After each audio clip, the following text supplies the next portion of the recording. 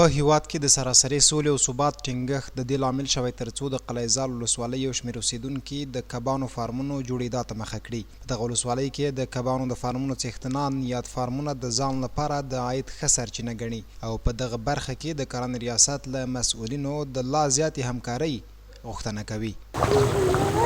پیلن ماهی ما مردم یک ساله نشده، 5 ماه 6 ماه شده، 3 کیلو 4 کیلو 2 کیلو شده، هم پسترینش 1 کیلو است.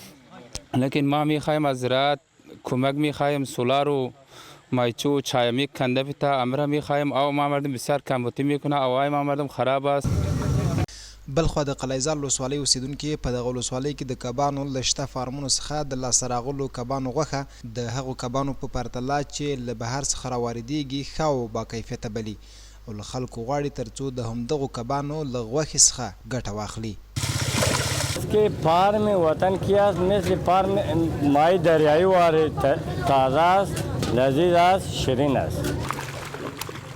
ورته مهال د کندوز د قلعه زال ولسوالۍ د کرنې چارواکي وایي په دغه ولسوالۍ کې هغو کسانو ته چې د کبانو فارمونه لري بېلابېلې اسانتیاوې برابرې کړي او په خبره یې چې هڅه کوي ترڅو په دغه ولسوالۍ کې د کبانو روزنې فارمونه لا ډیر کړي.